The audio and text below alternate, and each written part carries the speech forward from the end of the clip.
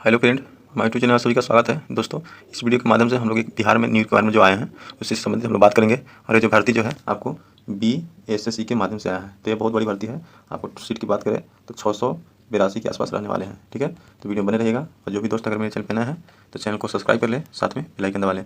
चलिए वीडियो के माध्यम से देखते हैं। ये जो है भर्ती आपके बहुत ही पावरफुल वाला भर्ती माना जाता है। और ये आप जब इसमें आपको सिलेक्शन हो जाएगा तो बहुत बड़ी रकम मिलने वाला है, लगभग में 80,000 के आसपास पर मंथ वेतन मिलने वाला है। तो वीडियो में बने रहिएगा। यहाँ पे आपको दिख रहा होगा बिहार कर्मचारी चयन आयोग। ठीक है, अवर सांख्यिकी पदाधिकारी और प्रखंड सांख्यिकी पदाधिकारी के पदों पर नियुक्ति, यानी जो है 2 पदों पर है। अवर सांख्यिकी पदाधिकारी और प्रखंड सांख्यिकी पदाधिकारी के पद पर रहने वाले हैं। ठीक है, इसका ऑनलाइन जो फॉर्म है 1 अप्रैल से शुरू होने वाला है और 19 अप्रैल तक जब इसका भरा जाएगा। इसका एडवांटेज नंबर की बात करें तो 01/2025 है। और ये जो है योजना एवं विकास विभाग, यानी जो पंचायती राज के अंतर्गत आता है, उसी से संबंधित है। आपका पद नाम यहाँ पे दिख रहा होगा, वेतन यहाँ पे आपको दिख रहा होगा पद नाम। ठीक है, तो अवर सांख्यिकी पदाधिकारी, प्रखंड सांख्यिकी पदाधिकारी, वेतनमान लेवल 7 का है पे। ठीक है, इसमें क्वालिफिकेशन उन्होंने क्या मांगा है तो किसी भी मान्यता बोर्ड से विश्वविद्यालय से आपका इकोनॉमिक्स में, मैथमेटिक्स में और स्टैटिक में ग्रेजुएशन होना चाहिए ऑनर्स पेपर के साथ। ठीक है, कौन कौन में? अर्थशास्त्र में, गणित में, सांख्यिकी में, यानी इकोनॉमिक्स, मैथमेटिक्स, सांख्यिकी। ठीक है, अब आप कहीं सिर्फ यही भरेंगे क्या? नहीं, नोट में इन्होंने बहुत अच्छी पॉइंट लिखा है, ये चीज़ आपको कोई नहीं बताएगा। नोट में लिखा है कि पास कोर्स के रूप में उक्त विषय से स्नातक की डिग्री या पूरक विषय, इसके अलावा अगर सब्सिडरी आप कोई सब्जेक्ट इस तीनों में से कोई लिए हैं, कौन कौन? तो इकोनॉमिक्स, मैथमेटिक्स, स्टैटिक, तीनों में से अगर सब्सिडरी भी सब्जेक्ट है ना, फिर भी आप इस फॉर्म को भर सकते हैं। तो कंफर्म होंगे कि आपके पास इकोनॉमिक्स, मैथमेटिक्स और स्टैटिक्स के अलावा अगर सब्सिडरी में तो ऑनर्स पेपर हो गया, तीनों जो है ऑनर्स पेपर हो गया। अगर ऑनर्स के अलावा सब्सिडरी के रूप में इकोनॉमिक्स, मैथमेटिक्स, स्टैटिक अगर आपका विषय है, इंक्लूडेड है, तो इस वैकेंसी को आप भर सकते हैं। ठीक है, टोटल पोस्ट की बात करें तो 682 रहने वाले हैं।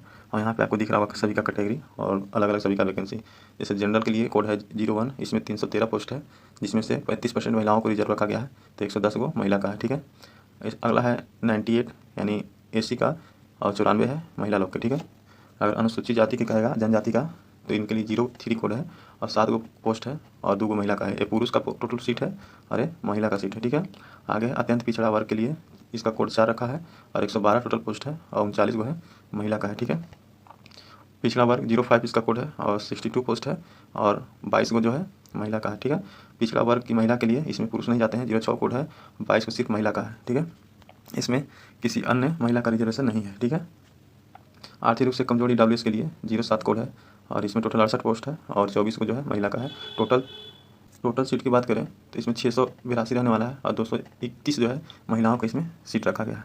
बाकी जो है ये औपबंधिक है, ये वैकेंसी जो है बढ़ाई घटाई जा सकती है। ठीक है, सबसे पहले आता है आयु सीमा। जैसे जनरल बहाली होते हैं उसमें आपको 18 ईयर मिनिमम चाहिए, तो क्या इसमें भी 18 ईयर मिनिमम चाहिए? तो नहीं, आपके पास 21 वर्ष न्यूनतम चाहिए। अगर 21 वर्ष पूरा हो चुका है उम्र, तो आप इस वैकेंसी को भर सकते हैं। और ये बहुत ही इंपॉर्टेंट रहने वाला है। अभ्यर्थी की उम्र सीमा की गणना जो है 1 अगस्त 2024 से किया जाएगा। कब से किया जाएगा? 1 अगस्त 2024 से। अगर 1 अगस्त 2024 तक आपका उम्र जो है 21 वर्ष हो चुका है तो इस वैकेंसी को भर सकते हैं। अधिकतम उम्र होना चाहिए 37 वर्ष और न्यूनतम उम्र जो होना चाहिए 21 वर्ष। अगर आप 21 वर्ष के हैं तो इस फॉर्म को भरिए। और अधिकतम जो 37 वर्ष पूरा हो चुका है, अधिकतम कितना? तो 37 वर्ष के हो चुके हैं, तो इस फॉर्म को भर सकते हैं। बाकी जो है OBC के लिए 3 वर्ष का छूट दिया जाएगा और SC ST कैंडिडेट है तो उनको 5 वर्ष का छूट दिया जाएगा। ठीक है, अब यहाँ पे दिख रहा होगा न्यूनतम जो है उम्र जो है 21 वर्ष होना चाहिए। ठीक है, कब से? तो 1 अगस्त 2024 तक ही आपको पूरा कर लेना है। ठीक है, जनरल के लिए 21 से 37 वर्ष और पुरुष महिला के लिए अत्यंत पिछड़ा वर्ग के लिए 40 वर्ष। ठीक है, और अनारक्षित महिला के लिए 40 वर्ष और SC ST के लिए 42 वर्ष और दिव्यांग कोटि के लिए 10 वर्ष इन्होंने इंक्लूड किया है। जो दिव्यांग कोटि के छात्र हैं उनको 10 वर्ष छूट दिया जाएगा। आपको एज काउंट कैसे किया जाएगा? तो मैट्रिकुलेशन के सर्टिफिकेट जो होते हैं उसी के आधार पर आपको काउंट किया जाएगा। ठीक है, अब यहाँ पे इंपॉर्टेंट चीज़ है कि जो है आपके पास सर्टिफिकेट कब तक होना चाहिए हाथ में? तो 31 मार्च 2025 तक आपके पास सर्टिफिकेट हाथ में होना चाहिए, तभी इस फॉर्म को आप भर सकते हैं। ठीक है, अब है उक्त परीक्षा के लिए ऑनलाइन आवेदन पत्र भरने वाले अभ्यर्थी को अपनी जाति के अनुरूप आरक्षण कोटा का सही स्पष्ट रूप से उद्भूत करना अनिवार्य है। जैसे आप कोई भी आरक्षण लेना चाहते हैं तो उनको बिहार के यानी स्टेट के निवास प्रमाण पत्र, जाति प्रमाण पत्र अच्छे से डालना होगा, तभी उनको आरक्षण मिलेंगे। ठीक है, अब इसमें कैसे आपको सिलेक्शन होंगे? तो सिलेक्शन आपको बहुत नॉर्मल है। लिखित परीक्षा में प्राप्त अंकों की अधिकतम संख्या होगी, यानी 75 नंबर का जो लिखित होगा। और इसके बाद संविदा के आधार पर कार्य करने वाले नियमित अधिकतम अभियंता तभी मान्य होगी जबकि उसी पद पर संविदा पर नियुक्ति की गई हो। प्रति कार्यत वर्ष के लिए 5 अंक, जिनकी अधिकतम सीमा 25 वर्ष होगी। किसी वर्ष के अंश के लिए कार्यत दिवसों की संख्या से संख्या से 5 गुना करने पर 365 भाग देकर प्राप्त अनुपात अंक जोड़ा जाएगा। यानी कहने का माना है कि जितना साल का आप पुराना एक्सपीरियंस रहिएगा तो आपको 365 में भाग देकर टोटल मार्क्स को जोड़ लेना है। तो अब कार्य अनुभव आपको 25 नंबर का होने वाला है और एग्जाम जो है 75 नंबर। टोटल कहने का माना है कि 100 नंबर का टोटल पेपर होंगे, जिस तरह से BTSC में हो रहे थे। ठीक है, और यहाँ इन्होंने बोला है क्लियर कि 0.75% से गुना किया जाएगा, यानी परीक्षा में प्राप्त अंक प्लस परीक्षा में कुल अंक। परीक्षा से कुल प्राप्त जो किए हैं और परीक्षा में कुल अंक जो है उसमें 0.7 यानी 75 से आपको गुना कर देना है। ठीक है, संविदा के आधार पर अधिमान प्रारंभिक या मुख्य परीक्षा दोनों में दे होगा। ठीक है, आपको जो है कुल प्रश्नों की संख्या 150 होंगे। ठीक है, और सभी 4 ऑप्शन होंगे और इसमें 1 अंक काटे जाए यानी निगेटिव है। और परीक्षा की अवधि होगा 2 घंटा 15 मिनट और परीक्षा जो है हिंदी इंग्लिश दोनों माध्यम में होंगे। आगे बोला है मेधा सूची में समान प्राप्त होने की स्थिति में उम्मीदवार की जन्म तिथि के आधार पर या फिर अल्फ़ाबेट के आधार पर वरीयता दिया जाएगा। जैसे कि मान लीजिए कि ए कोई पर्सन है और ये बी पर्सन है, इसका जन्म 2000 को हुआ है। ठीक है, और इसका भी जन्म 2000 को हुआ है। तो सबसे पहले ए आता है और इसके बाद बी आता है। तो अल्फ़ाबेट से देखा जाए तो पहले ए को वरीयता दिया जाएगा, बी को बाद में। और सेम इसी तरह से अगर किसी का जन्म दिवस 1992 का है और एक बंदा का 1993 का है, तो इसमें वरीयता 1992 वाला का दिया जाएगा, 1993 वाला को नहीं दिया जाएगा। यानी नौकरी तो 1992 वाला का दिया जाएगा, 1993 वाला का नहीं दिया जाएगा। तो वही वरीयता बोल रहा है, किसी तरह से वरीयता दिया जाता है।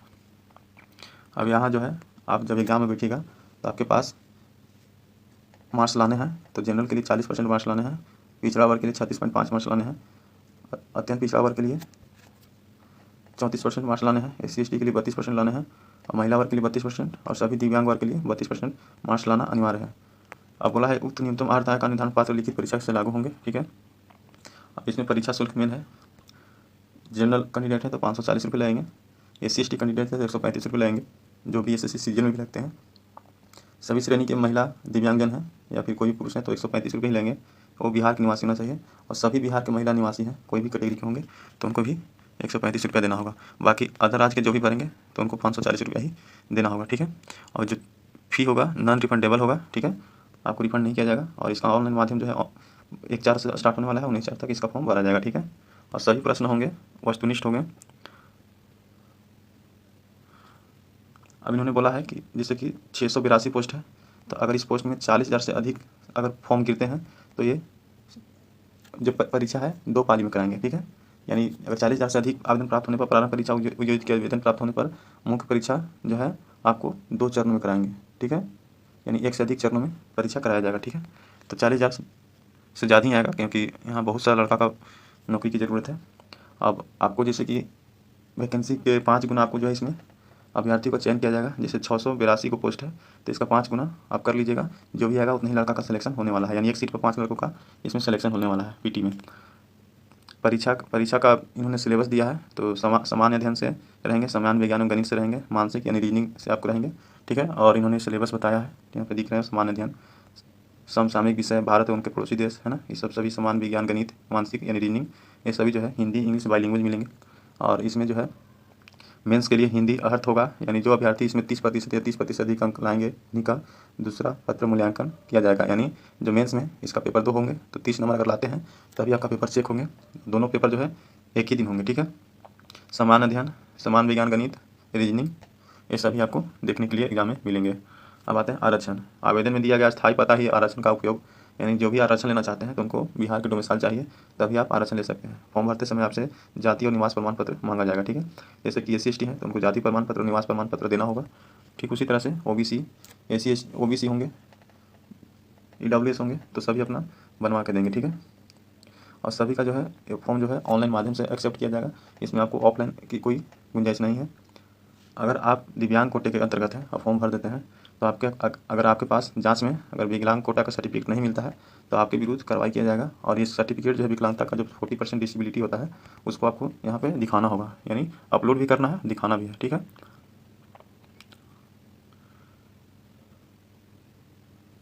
और इन्होंने बोला है कि अगर आप इसमें चाहते हैं कि किसी प्रकार का पैरवी वगैरह हो जाए तो आपकी जो अभ्यर्थी की जो फॉर्म है या फिर आपको अगर मान लीजिए सिलेक्शन भी हो जाएगा और आप चाहिएगा कि हमको पैरवी से कराएं, पता किसी वजह से चल गया तो आपको जो है रद्द कर दिया जाएगा मान्यता और साथ में आपके ऊपर कार्रवाई भी किया जाएगा। तो ऐसे चक्कर में आप लोग नहीं पड़िएगा और वहाँ पे आपको बायोमेट्रिक थंब इम्प्रेशन सभी से गुजरना होगा। ठीक है, ऑनलाइन प्रोसेस की बात करें तो 1 अप्रैल से स्टार्ट हो रहे हैं और 19 अप्रैल तक लास्ट इस फॉर्म को भरा जाएगा और अगर किसी प्रकार 19 तक आपको भरने में प्रॉब्लम होता है तो 21/4 तक इस फॉर्म को सबमिट कर सकते हैं। ठीक है, तो 1/4 से इसका ऑनलाइन होगा स्टार्ट। 19/4 तक आप पेमेंट कटा सकते हैं। अगर मान लीजिए किसी कारणवश आपका पेमेंट फंस गया है, फिर वगैरह कोई आपको इशू आ गया, तो आप 21/4 तक इस फॉर्म को सबमिट कर सकते हैं। ठीक है, बाकी जो है ऑनलाइन भरते समय आपसे ये जो है मार्कशीट, मूल प्रमाण पत्र मांगेंगे ग्रेजुएशन का। ठीक है, इसके बाद सांख्यिकी कार्यान्वयन पर अगर इस कार्य अनुभव है तो उसका सर्टिफिकेट दीजिए, अस्थायी निवास प्रमाण पत्र दीजिए, जाति प्रमाण पत्र दीजिए। ठीक है, ये सब आपको सर्टिफिकेट देना होगा फॉर्म भरते समय। और जो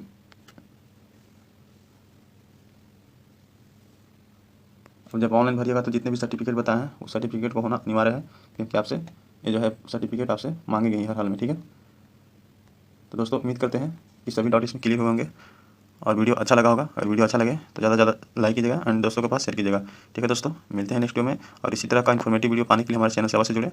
बहुत बहुत धन्यवाद।